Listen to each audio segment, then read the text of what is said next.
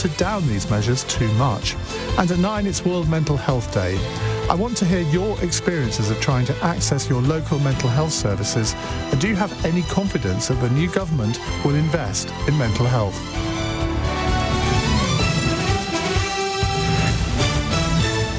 On your radio, on Global Player, and Play LBC. leading Britain's conversation. This is LBC. From Global's newsroom at 7 o'clock. At least 10 people are known to have died in tornadoes caused by Hurricane Milton, which has brought damage and destruction to Florida. Residents are being told not to visit areas which have been badly affected, with more flooding expected in the coming days. 80,000 people spent the night in shelters, with almost half a metre of rain falling on the state. Paul Whiting has been on holiday in Florida and decided not to evacuate. It was pretty loud, because the air is ripping through all of the trees. We had a couple of loud bangs during the night several times. I just checked the front door, checked the back door. We covered every window. We closed all the blinds, pulled all the curtains, all the cushions we'd taken indoors. We'd put up against the glass in the inside. We told all the kids, etc., no one go near the windows tonight. The Princess of Wales has carried out her first joint engagement with Prince William since finishing chemo.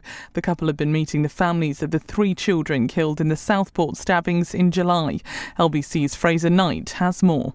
They met with the families of BB King, who was 6 years old, Elsie Stankham, who's 7, and Alice De Silva Aguirre, who's 9. They've spent about half an hour with those families speaking to them. And we understand today this was arranged to have been a solo visit for William to go to the community, but the Princess of Wales, surprisingly so, joining him there. Volodymyr Zelensky has been meeting the Prime Minister in Downing Street as he seeks greater military support for Ukraine's war against Russia. He's seeking permission to use long-range missiles to hit targets within the country.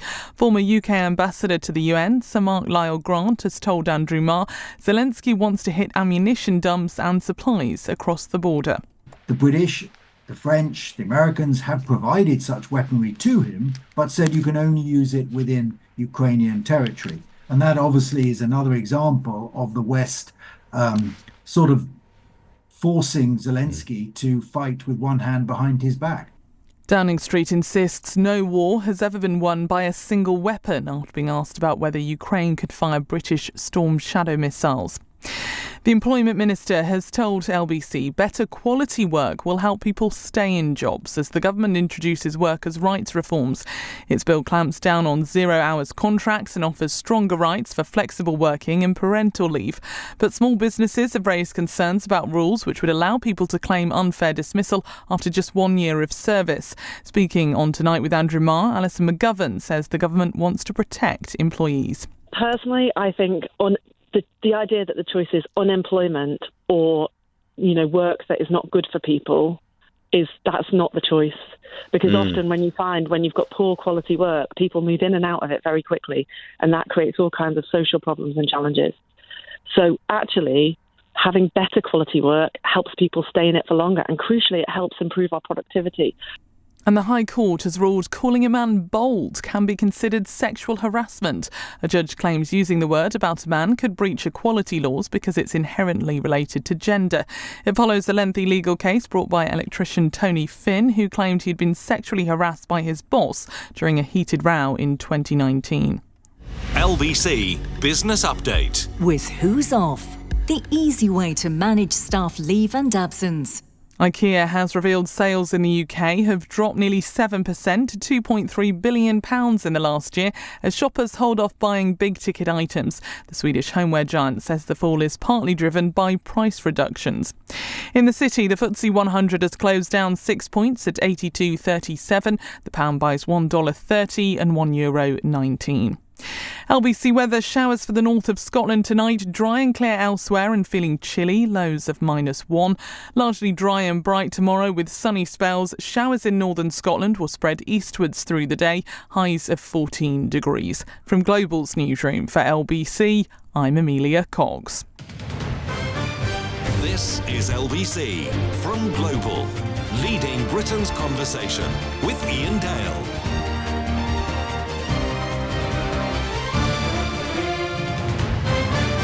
Hello, a very good evening. It is 4 minutes past 7 on LBC. I'm Iain Dale. Welcome to the programme. We're streaming this hour live on Global Play if you'd like to watch us. And the reason is we have the Israeli ambassador to London, or to the Court of St James, I should say, Tzipi Hotovely, with us in the studio for this hour. I'm going to be asking her some questions and then it's over to you on the phone. So if you'd like to speak to the ambassador, the number to call 0345 6060 973. Welcome back, because it's been a while. It's been a hard year. It's been a lot has happened since we last spoke.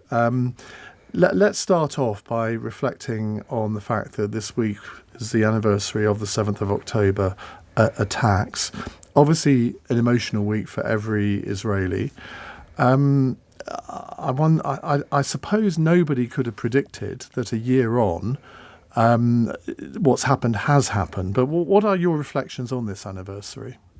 So I think, first of all, you well described the fact emotionally it's very hard because we still have 101 hostages. We cannot forget the fact that we want them back home.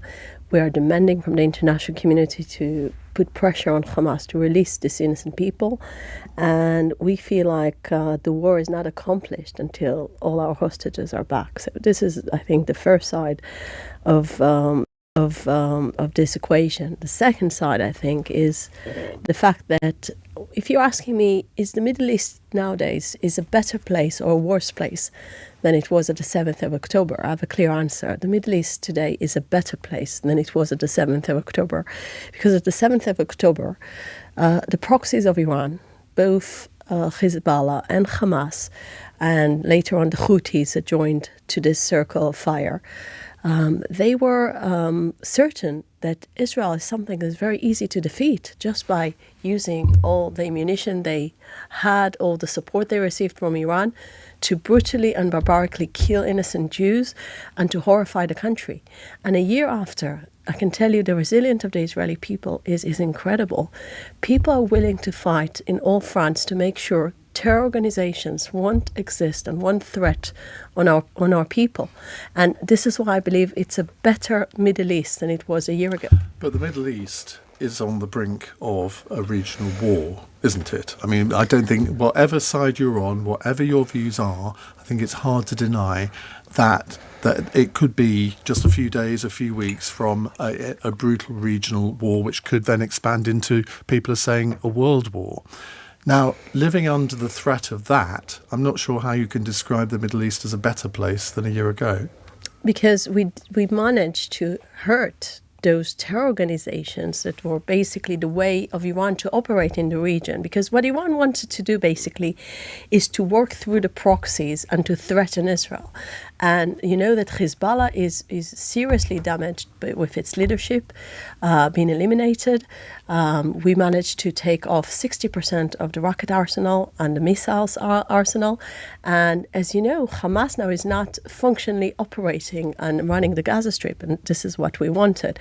So I believe that this is for the better. And but you haven't destroyed either organisation. I mean, you're absolutely right. You've weakened Hamas dramatically. I mean, I'm told that a lot of their military infrastructure is basically no longer there. Yes. Now, Hezbollah is a totally different prospect, isn't it? Because it's been enmeshed in Lebanon for so long. It's a much more powerful organisation. And yes, you have weakened it, but you can never eliminate it, can you? So some people believe that terror cannot be defeated. We believe that terror can be defeated, not the ideology. Ideology can survive, but the abilities of terror organization can be eliminated. The Western leaders, when they went fighting in Iraq and Afghanistan, they managed to make ISIS almost irrelevant as a functioning terror organization. The same with Al-Qaeda. And I truly believe that Hamas will be totally dysfunctioning when Israel will finish the war in Gaza. And the same about Hezbollah. We want to make sure that those two proxies of Iran, as I said, won't be able to hurt our people. But going back to what you were asking about the big war, You're absolutely right. We're not even in the middle of the story, because the big story is Iran. It was just this week that I heard the head of MI5 in a very serious speech speaking about the fact that threat to the UK was speaking about over 20 attempts just the last year that Iran was trying to hurt British citizens. So we're talking a situation that you see Iran as a direct threat to the UK. This is not just this, strange. And that's nothing new. Of course, but I'm Iran just saying has that been an enemy of the UK for 40 years. But it's becoming bigger threat. It's becoming something that, if you want me to go down to what he was sharing with the British people, he was saying they're using now. They're not just using people that identify with their ideology. They're actually using criminal nets, and they're basically people that want to do those crimes for money, and this is a very dangerous situation. So your officials recognize Iran as a mutual threat, and this is why the 14th of April we saw your Royal Air Force operating together with the Americans and with other coalition partners to defeat Iran. Iran is a threat to all Western civilization. Do you feel that the international community, and I use that phrase very widely, has reacted how it should in response to the Iranian threat? Because I sense a degree of frustration within the Israeli government and possibly also the Israeli people that the West more generally, the United Nations also, it consistently calls for a two-state solution and ceasefire, never really says a huge amount against Iran, and Israel is left almost alone. Now, I don't know if that's ever going to change. And then you have arguments that some Western politicians put forward that, well, no arms should be sold to Israel. I mean, the Labour government, as you well know, have put some restrictions on arms sales. The French government this week, I thought it using a degree of unfortunate language. They've said they're not going to sell any more arms to Israel. And therefore, the Israeli government appears to have adopted a bit of a bunker mentality, and it's almost as if it's sort of not even bothering to listen now to the international community. That's a dangerous situation, isn't it? You described three different things. So let's start with Iran. So on Iran, I think, yes, the international community should do more. And when we're saying doing more, we expect everyone that wants a better world to prescribe Iran's Revolutionary Guards, the IRGC, as a terror organization. And we believe that it's operating as a terror organization with all the proxies. It creates a massive destabilization of the Middle East. And this is why we believe that more sanctions on Iran is the way to go diplomatically. So definitely more can be done against the Iranian regime. You were mentioning the arms sales issue. So we had ongoing dialogue with the British government, starting from the Conservative government, going through the Labour government. We thought that on a matter of a principle, when a democracy is fighting in one of the most justified wars ever, after the biggest and the most barbaric attack on the Jewish people since the Holocaust, the 7th of October attack is barbarism versus civilization. It's all the democratic forces wanted to support Israel. They shouldn't signaling this message of Israel shouldn't get arms from us. And it doesn't make sense also just going back to the 14th of April. You were fighting with us. Your jets were fighting with Israeli jets to make sure that the Iranian threat won't be hurting Israeli civilians. So we believe that was not the way to go. And also we were disappointed. And this disappointment was expressed. The argument, though, of those who put forward the proposal to ban arms sales to Israel is because of the untargeted response of the Israeli Air Force and the IDF in Gaza. We talked about this last time you were on, and you were saying, well, it is targeted. And I put it to you that, well, if you look at the television pictures, it clearly isn't, because virtually every house in an area has been absolutely destroyed.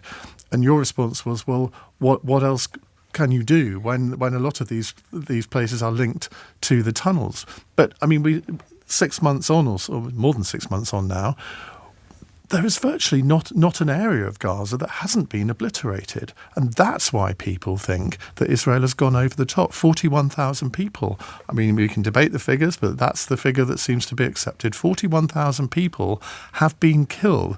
Now, there's all this talk about proportionality, but that's why people are so angry. So if I'm going back maybe to the things I said, maybe it's a good opportunity actually to put things in the right framework, because in any point I didn't mean that Israel was targeting civilians, because this is not what we were doing. Actually, we were doing the opposite. Israel was operating in Gaza in a way that every single area of Gaza that was under our troops fighting Hamas terrorists, we made sure that Palestinians will be in a different area, finding designated places together with the UN organizations that will supply them shelter, food, and the humanitarian But even needs. those areas were bombed at times. No, let me just conclude that, because if you go into the numbers, so first of all, as you said, most of the numbers coming from Hamas, and they cannot be trusted.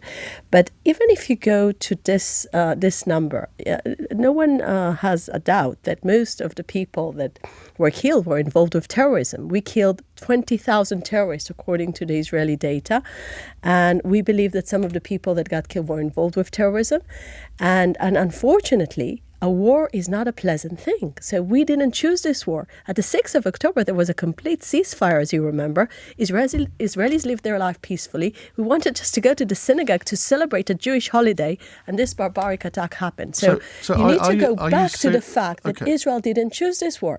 We had to go to this war, and it was Hamas that created this impossible situation where it was using its own people as human shields. Just wind back a minute to what you just said about the 40,000. Are you seriously suggesting that the 40,000, 41,000 or whatever the figure is, that they were all somehow linked to terrorism? That's not what I said. I said that many of them were terrorists.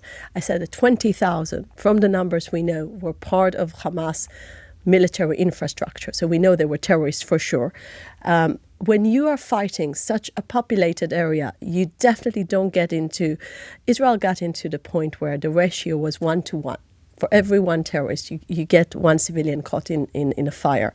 And after, we were targeting only military targets. I'm telling you, Israel never targets anything. We have such a complicated legal system that doesn't allow us to operate in this area without getting the international law. There were examples on the side of the people being killed in areas that the Israeli government had said were safe, and yet they were still bombed. How can that be described as targeted? So I'm going back again to the principle. The principle is Israel doesn't target civilians as opposed to our enemies. Specifics. But this is war. Can you say that every person you killed in Iraq and Afghanistan was innocent, was a terrorist? No, because part of the way the West is running those wars in populated areas, that civilians and innocent people get caught in that. This is why we don't like wars as Westerners. We're trying to avoid it as much as we can, and we're not happy when we have to fight.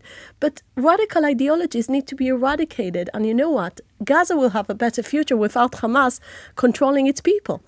You can eradicate military organisations. You can't eradicate ideologies. Do you not fear? We're not fighting now the ideology. We're fighting the abilities of the terrorists to hurt our people. Do you not fear, though, that by the actions both in Gaza and in Lebanon to an extent, you are fueling the next generation of terrorists, that in 20 years' time, a lot of the children who've been displaced in Gaza, a lot of the children in southern Lebanon who see what's going on, that they are going to remember this, and they are the next generation, and whoever the Israeli Prime Minister is in 20 years' time is going to face an identical crisis, not identical, but a similar crisis. I will give you an example. I think you can identify someone that is very much proud with your history, Second World War. Modern Germany couldn't have been a product of appeasement ideology. In the end of the day, the grandchildren of the Nazis turned to be different people because it was a whole process of denazification. And Germany went through a process of understanding the crimes of the grandparents that were doing the worst crimes in the world, making the Holocaust. We are in a point where this ideology is very similar to the Third Reich ideology. And this is why, what I'm trying to say, you have now modern Germany friendly with the UK. Yeah. So But Change the is Allies were in possible. control of the Change is denazification possible. policy. Israel is not in control of de-Hamasification policy in the West Bank, for example, but the international or in other community- Middle Eastern states. No, but the international community should be serious about what type of education children get in Gaza. And they were totally ignoring the fact that under the UN letters of UNRWA, there was a terror hubs educating children for terrorism and hatred and demonizing Jews. And the worst anti-Semitism in the world was in those schools. So the situation where you have people that can kill children in their beds and target them is not a situation that is created from nothing. It's created from a very radical ideology. Israel didn't create this ideology. It was in Hamas charter to say that Israel should be eliminated. So it has nothing to do to the war in Gaza. Actually, it's the other way around. Because this ideology was so radical, they were barbarically attacking Israel the 7th of October. I have to go to a short break now, but we will return with the ambassador, Tzipi Hotovely. She's here till 8. We're going to be taking your calls. If you'd like to put a question to her, 0345 6060 973. You're listening to LBC. I'm Iain Dale. It's 20 past 7. This is LBC.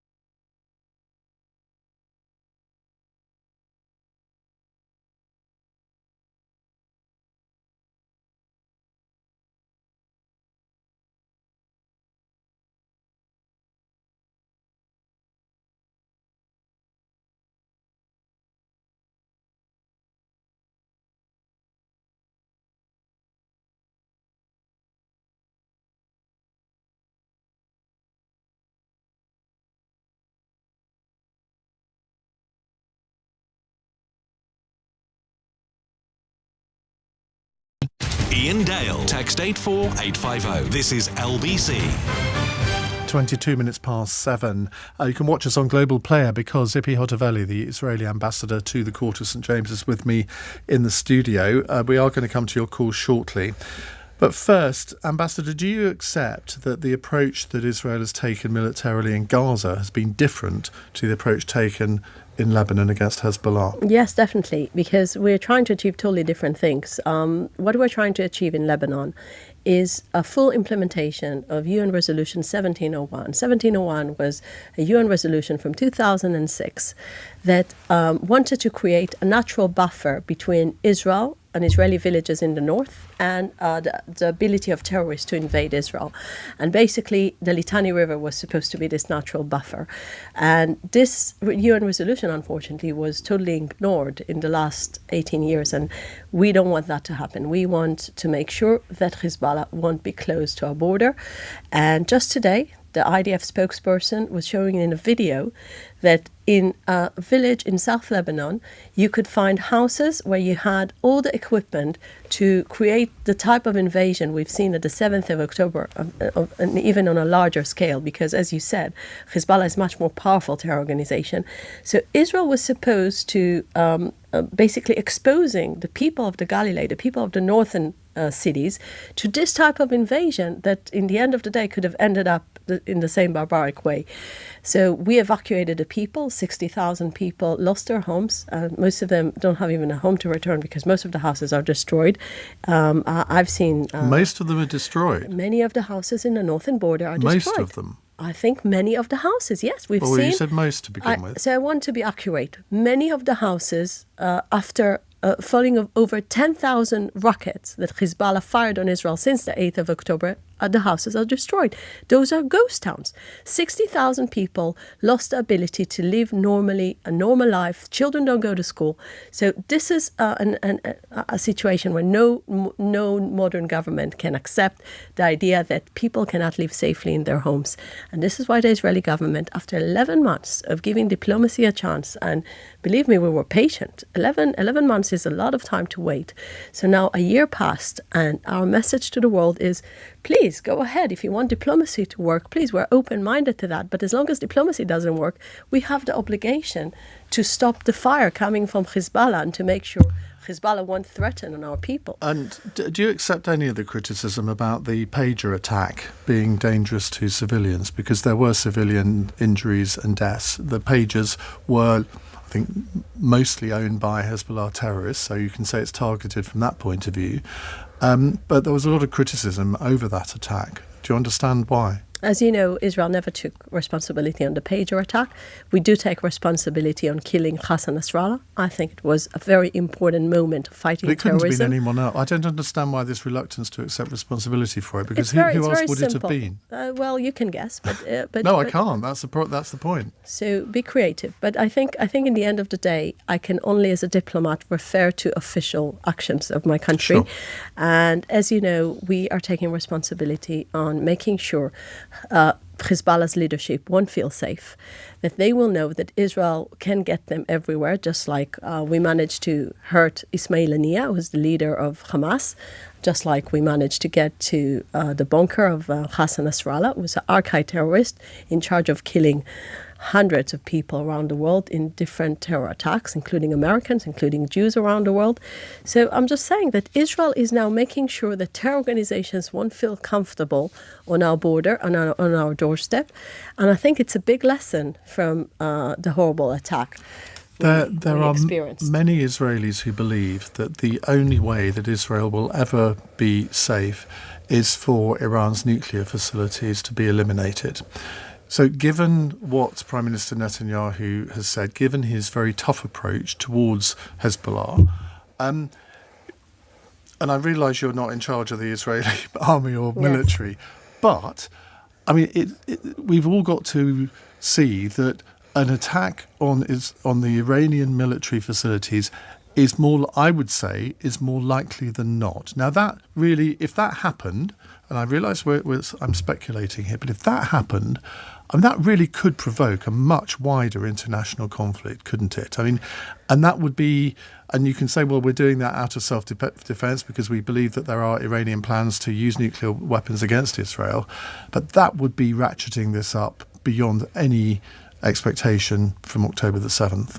Well, as we speak, the Israeli cabinet is now having a meeting about the Israeli response. So I believe the cabinet will decide very soon what type of steps we're going to take. I think the Prime Minister, as you said, was clear that Iran will pay a serious price for firing 180 missiles on Israeli cities, on Israeli people.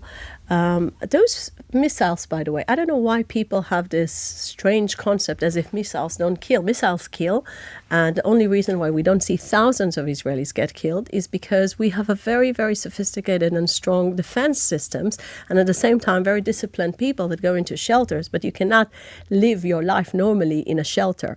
So this is why I believe that 180 rockets and missiles coming to Israel is something that no country can tolerate. And the Israeli government and the Israeli cabinet must make the right decision about hurting Iran in a way that they will be deterred. Because at the moment, they're not deterred. And we need to make sure they will be. There's also been criticism within Israel of the government, and that people are saying, well, look, the hostages have to be the priority. And particularly the hostages' families, understandably, think that that's the case. And a lot of them don't feel that the government have made the hostages their priority. They look at what's happening in Lebanon now and think, well, this is taking our eye off the ball of getting the hostages back. Now, that's quite a serious accusation. And the other accusation that goes alongside that is that it's in your Prime Minister's own interests for this conflict to be extended, because he knows the moment it's over, and at some point it will be, the moment it's over, he faces the courts. So, for the first accusation, I must say that I met so many families of hostages. My heart is with them. I completely understand the frustration. I feel. I met the mother of Emily de Murray, who's a British citizen hostage. Who seems to have been forgotten. Yes, young woman, 28-year-old, that was kidnapped from her home. And by the way, she loved London. She loved coming to the city to watch football. She loved London pubs. And I'm just thinking about her beautiful smile, because her picture is in front of my eyes. She was one of the main speakers in the Hyde Park Solidarity conference we had this week. And I'm just saying to myself, of course, they have all the rights to demand from the government to do whatever they can to release them. At the same time, I want to say to the families, unfortunately, we're dealing with a very, very cruel terror organization. We're not dealing with a charity group. We're not dealing with people that have any kindness, that are thinking about the best thing for the hostages. They executed 6 hostages, in a tunnel that was connected to a children's room painted with Disney pictures. Like I was so shocked to see that. Just imagine children's bedroom that has a tunnel. That in the tunnel they executed 6 of our people, young men and women. So what I'm trying to say here is we all frustrated. We all want the hostages to be back home. I'm afraid that it's not the government to be blamed. I know they want to do everything that is possible, including military operations, that we manage to bring some of the people home. I hope people will understand that we need to put more pressure on Hamas. Some news coming in. Lebanese officials are reporting 11 people have been killed and 48 wounded in fresh Israeli strikes on central Beirut. The Israeli Defense Force, the IDF, previously described the neighbourhood as Hezbollah affiliated and has not yet commented on tonight's strikes. So I'm not going to ask you for a comment because that's the first we've heard of it. Tim in Canterbury says, Iain, you're giving the ambassador a hard time and I can't understand why. It's not a question of giving the ambassador a hard time. I'm trying to ask the questions that I think a lot of you want asked. And I don't think you're afraid of having hard questions, are you, Ambassador? You're used to it. I'm not. Actually, I feel like my country is doing the right thing of defending the people of Israel. This is the responsibility of any government to make sure that we won't have bombed cities, fired, a barrage of rockets. I mean, I think it's basic. Right, we will take a break and then we're going to come to your calls. It's 7:31 News Headlines with Amelia Cox. President Biden has told people stranded in their homes to stay inside and help is on the way following Hurricane Milton. At least 10 people are now known to have died in tornadoes brought by the storm. The Prince and Princess of Wales have been meeting families of the 3 girls killed in the Southport stabbings. It's the first time they've carried out a joint public engagement since Kate finished her chemotherapy. And a homeless man who pushed a stranger onto the London Underground has been jailed for at least 8 years. 24-year-old Bra Shorsh has been found guilty of trying to murder the man at Oxford Circus tube station in February. LBC weather, showers for the north of Scotland tonight, dry and clear elsewhere and feeling chilly, lows of -1. This is LBC.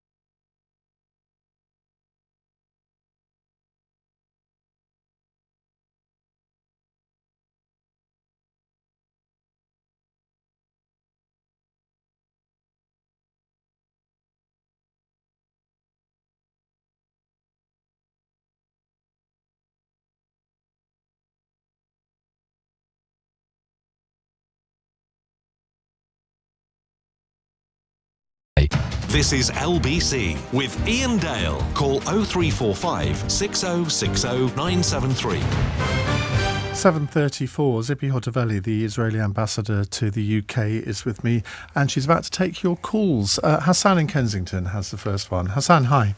Hello. Hi. So Israel has invaded Lebanon in 1978, in 1982, which led to the Sabra Shatila massacres, where the Supreme Court head criticized Ariel Sharon, and also led to the creation of Hezbollah.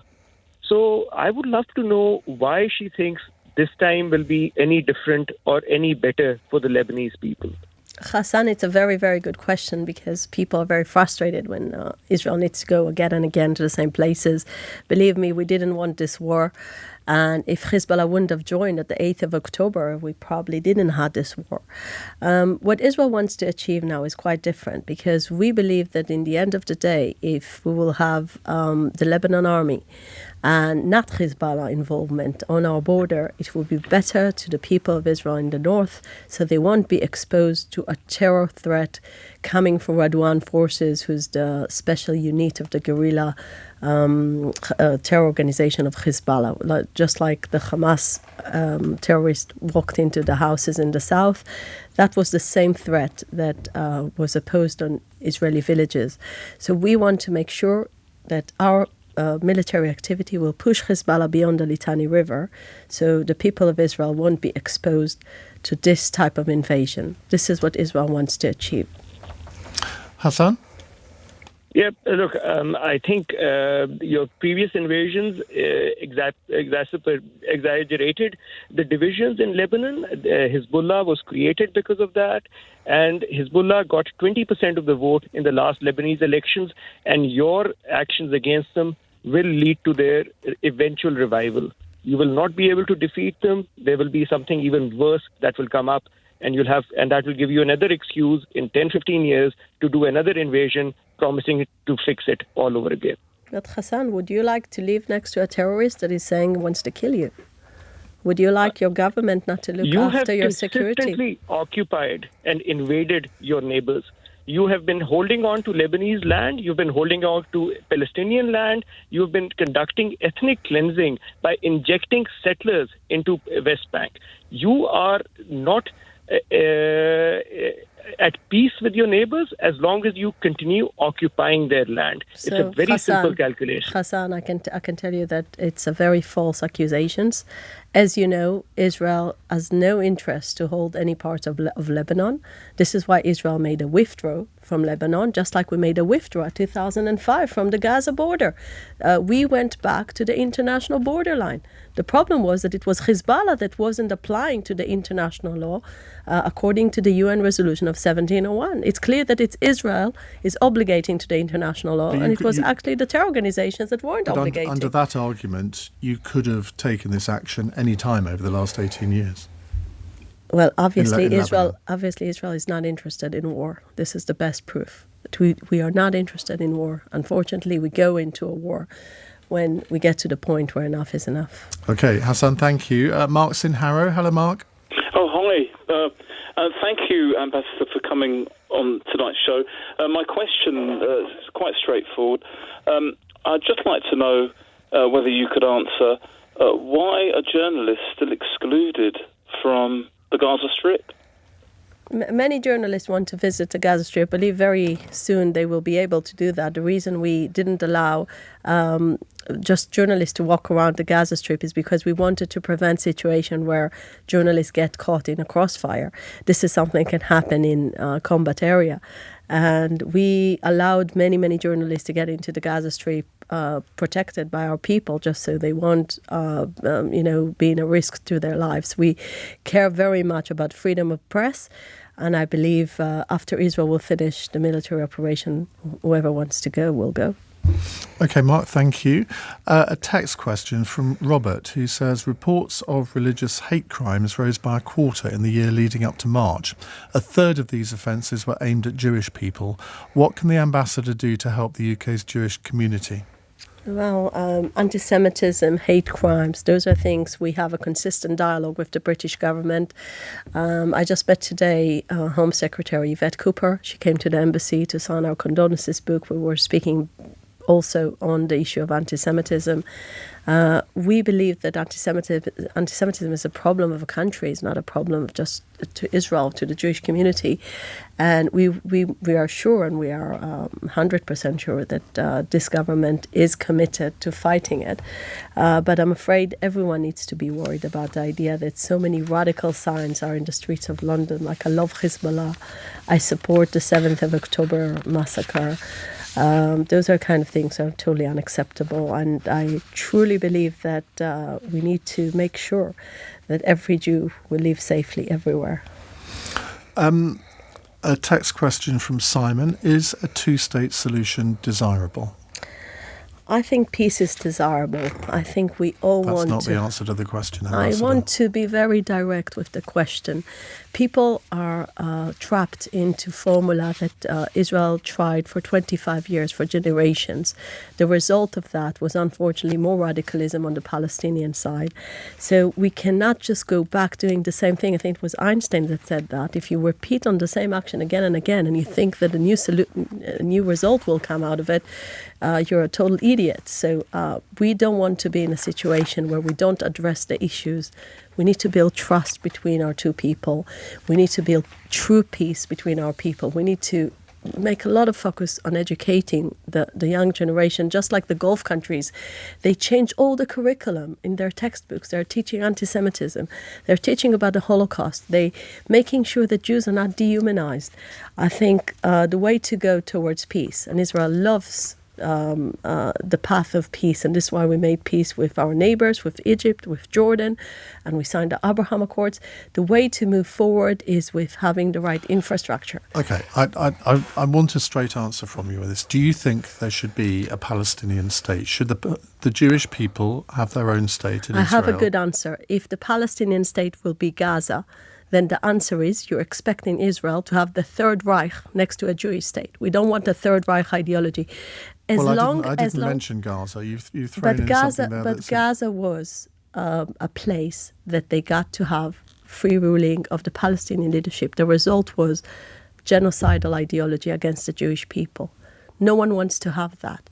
We don't want a second Gaza. We need to build better infrastructure for future peace. Why not just come out and say it? You don't think the Palestinians should have their own state? Because that's what you're effectively saying. Because I represent the Israeli government. The Israeli government wants to have peace with the Palestinians. And my prime minister said in every occasion he wants to negotiate with a Palestinian leader, but not with a Palestinian leader that is having a policy of pay to slay, basically paying for people to kill innocent Jews in terror actions and rewarding terror actions. We need to have a leadership that is willing to recognize Israel's right to exist. And again, people want to have better future. I want to have better future. People want to have peace. But Palestinians I also want to have want peace. To have a better future, don't they? But they refused, every time they were offered a state, they refused to have a state. They prefer to go to this radical ideology that wants Israel not to exist. This is the truth behind the two-state solution failure. It was a total failure. So when Keir Starmer, when Joe Biden, when Emmanuel Macron, when Olaf Scholz say we want immediate ceasefire and a two-state solution, essentially they might as well whistle in the wind. Leaders from the West want to have peace. I completely agree with them that peace is the way to go. But in the end of the day, you need to build trust. And trust was lost at the 7th of October. And I recommend everyone to go back to the 7th of October and to remember at the 6th of October, Israelis lived in peace with their neighbors, but their neighbors didn't accept their presence anywhere in Israel. This was the situation, and they need to address but this you see, problem. People who are demonstrating on the streets of London every Saturday, in response to that, they would say to you, it didn't start on October the 7th. Now, I completely get why you say it did start on October the 7th, but you know as well as I do that there's decades of history to this where people in Gaza, people in the West Bank do not feel that their arguments for self-determination for the Palestinian people have been listened to. They feel that they've effectively been barricaded. So they would. Iain, you know history. I'm putting to you what they would say. My views don't come into it. But you know the history proves that every time the Palestinians were offered to have their own state, they said no. It's as clear as that. So you need actually to ask the Palestinian representative, why is it that you refused every time you were offered by any international infrastructure to have a state? You said no, when the Jewish people said yes. So it wasn't Israel that refused to have a peace agreement, it was the Palestinians. And I think part of the problem is people don't understand that this radical ideology that Hamas was leading became the status quo, became the mainstream thinking. And as you know, there was no election in the Palestinian Authority, and the reason was because Hamas was stronger than the PA. And for many years, the international community was afraid to see Hamas taking over Judea and Samaria as well. Okay. Right, we'll take another break and we'll come back with more of your questions and text to the ambassador. It's 7:45. Sunday with Lewis Goodall. Peter Kyle, who's of course the Cabinet Minister for Science, Innovation, Technology. Are there any circumstances in which Britain would support an international effort to lessen, if not eliminate entirely, military support to Israel? Are the public frustrated? Yes. Is the government frustrated? Yes, of course we are. We want an end to this war. Listen on your radio and on Global Player. They are clearly unhappy with the way that Israel and Netanyahu are prosecuting this war, but are not willing to do the next thing, which is to exert genuine military strength and pressure. Sunday morning from 10 on LBC. As a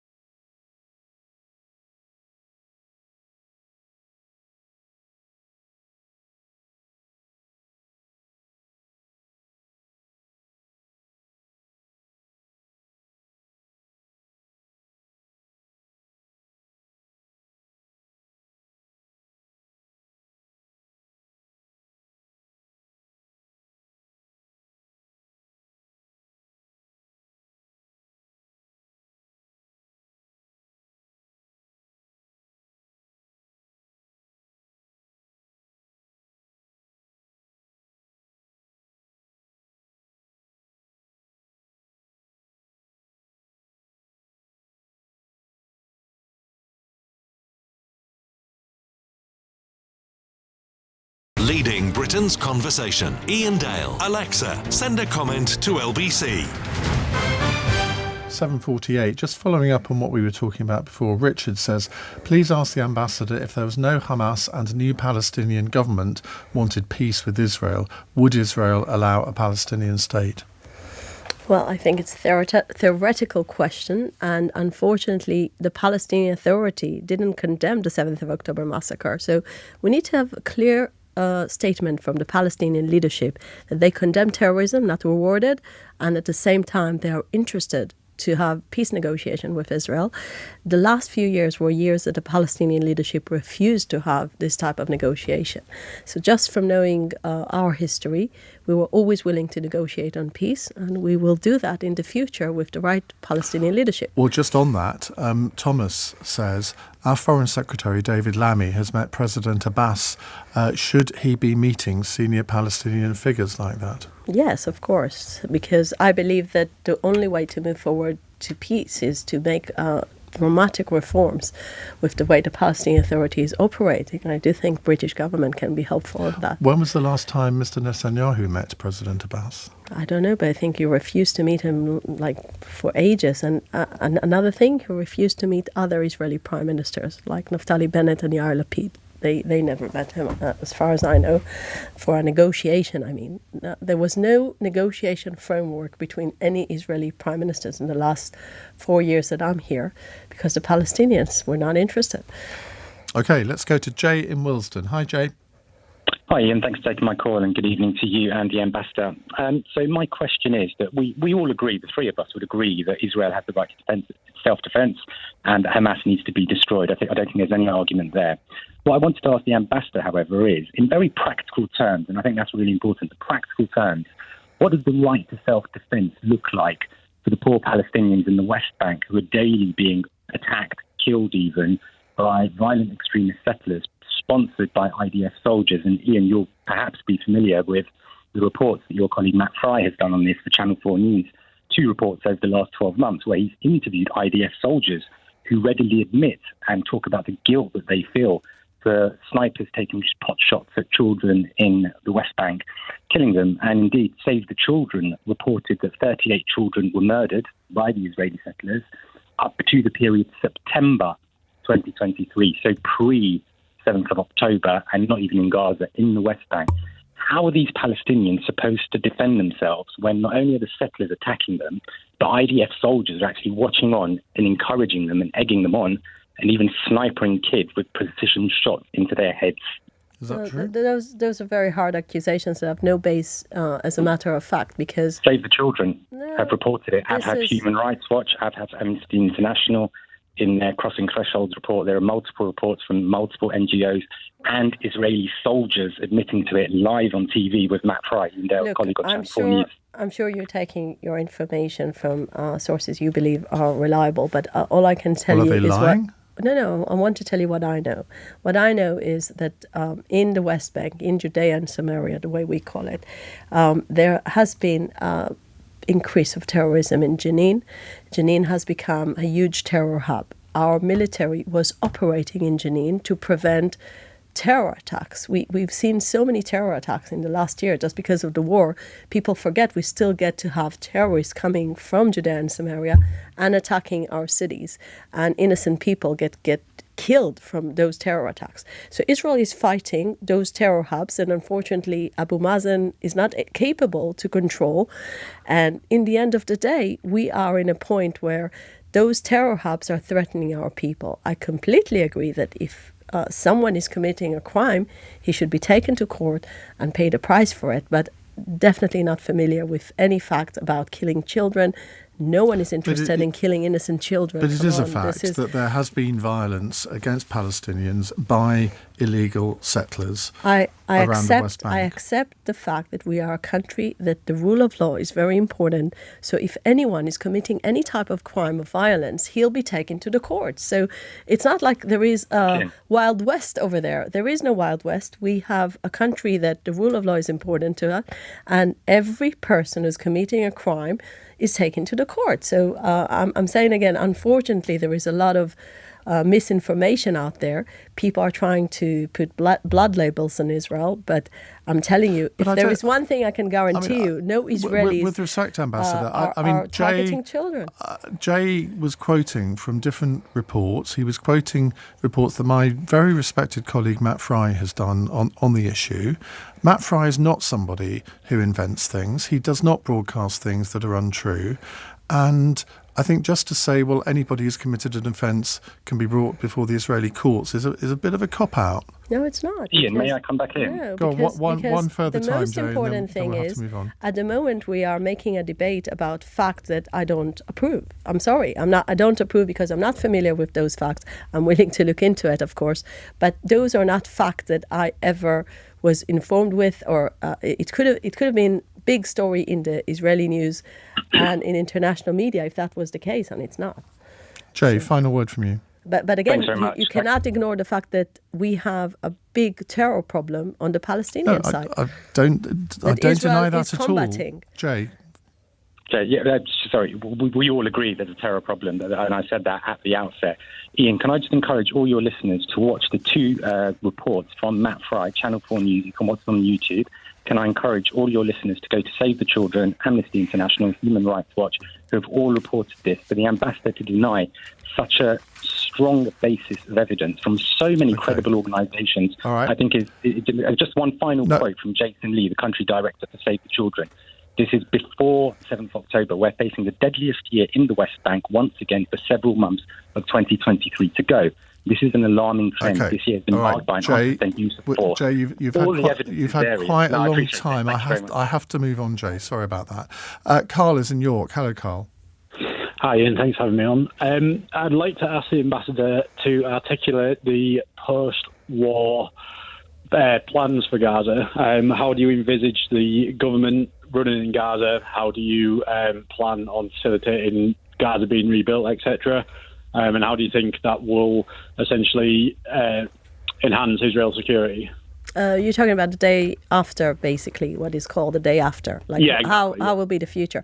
So, first of all, the most important thing is to understand that Gaza is still a place that needs to be demilitarized. And this is a job, unfortunately, no one is willing to do besides Israel. So this is why we insist on staying in Philadelphia corridor.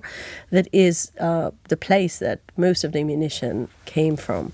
And we are not interested that Gaza will turn in 5 years' time to another terror hub. So first of all is to block any possibility of more terror infrastructure to be built into the Gaza Strip. The second thing is, obviously, you have different countries want to be involved with the future deconstruction of Gaza, and they want to make sure that education will be appropriate, that the next generation will have peace values. We believe that this type of approach is the right approach. And at the same time, we believe that once Hamas is not there and the Palestinian Authority doesn't have the ability to control the Gaza Strip, as it has been proven in the past, we need to have local forces that are going to be the local leaders of the Palestinian people in Gaza. So Israel is not interested to control the Gaza Strip, but we are definitely going to be the power that will prevent from Gaza to turn to be a second terror hub. Carl? Yeah, so you've mentioned a lot about the radicalisation of Gazans, Palestinians more broadly, which has sort of led to the events on October the 7th. Now, you talk a lot about this almost like de-radicalisations for education, etc., in the longer term. If you look at terrorist groups throughout history, conflicts in general, what you usually almost always find is that more violent cycles of violence drive radicalisation. Do you not think what's happening now and what's happened over the last 12 months is more than likely going to radicalise more people? And despite levels of education, if people have had their parents killed, siblings killed, do you not think that's more likely going to drive radicalisation as opposed to have the adverse effect? So again, Israelis lost their children. Some families were wiped out totally from the Hamas attack. But I still believe most Israelis want to have peace. And it's important to understand that in the end of the day, if your mindset is, I want to have peace with all my neighbors, I'm not interested in war, then you will move forward to that. And again, I'm saying, I think on the other side, the mindset was not, we want to have peace with Israelis. They said, we don't want the Israelis to be there. So I still believe that learning from history, you can make a difference and you can make change in societies. And you know from your own history that you used to have wars in the past with different countries in Europe, and now you live peacefully with them. So change is possible, but you need to do the right things. Carl, thank you very much for that. Janie has got a final text question. After all these years of fighting, are you still able to be optimistic about the future? It is quite difficult to be optimistic at this time. That's a very good isn't it? question. I want to tell you how much I appreciate this question, because that was a year of lots of moments of darkness, and many Israelis felt sad, and in a certain point we were saying, how's the future is like. But when I see the young Israelis are willing to really protect Israel, that are willing to fight radical ideology in order to make sure our democracy, our Jewish country will thrive, and that everyone can live peacefully in Israel, but not under these radical forces. I'm optimistic, because we didn't lose the moral clarity that the good can prevail on the evil. And I believe that Britain was like this at the Second World War, and we want to be the force that is bringing the world together to fight those radical forces that are making our world a very dangerous place. Last night, around just before 9, I paid a short tribute to a lady called Lily Ebert, who sadly died at the age of 100, a survivor of Auschwitz, who I think has done more than most to educate people about the horrors of the Second World War and what happened to Jewish people in Germany. You met with her, I believe, a few times. Yes, I had the honor to host Lily in my living room to a very special event with young high school students that are non-Jewish. And she shared with them a testimony. They're called Young Ambassadors to educate about the Holocaust. And one of the things I remember very powerfully, Lily was there in Auschwitz, and Lily moved to Tel Aviv when David Ben-Gurion, our first prime minister, was declaring on the state of Israel. And she said, just believing to me as like a young girl that I will experience the worst on hell and the best, I will tell you how I felt. I felt like in 1 minute I had nothing, and in 1 minute I had everything when the state of Israel was born. And I was crying when she said that, because I think none of us should take that for granted, that the Jewish state exists. Just think how it was like for the Jews in Europe before there was Israel. And I don't want anyone to even have the thoughts that I can see sometimes in the young generation, that the world can be without a Jewish state. The world has to have Israel, and Lily was a great, great ambassador for the Jewish people, for fighting hatred, and for bringing lots of optimism. And I want to thank also Dov, her grandchild, who was for sitting making in that her chair about a year ago, telling us all about the terrible anti-Semitism that goes on in British universities at the moment. Yeah, so Dov is a hero in my opinion, because he did the impossible possible to make old stories from the history to something relevant on TikTok with his beautiful grandmother. I loved Lily, and we lost a great woman, but her legacy will stay with us forever. Ambassador, thank you very much for joining us again. Wishing all LBC. the Jewish audience Gmar Chatima Tova. Yom Kippur is coming, so it's a Happy New Year. And I meant to say that to you, but I couldn't dare pronounce it. So thank you very much. Thank you. Thank you. Right, coming up in the next hour, we're going to turn to something very different, domestic policy, because Labour has published their plans to change workers' rights. I want to ask in the next hour how they're going to affect you. And if you run a small business, do you think that they've gone too far in announcing measures which could provide more costs to your business and make it more complicated to run? Or do you think they haven't lived up to their manifesto promises and they haven't gone far enough? 0345 6060 973, that's the number to call. What do you think of Labour's workers' rights legislation which has been published today?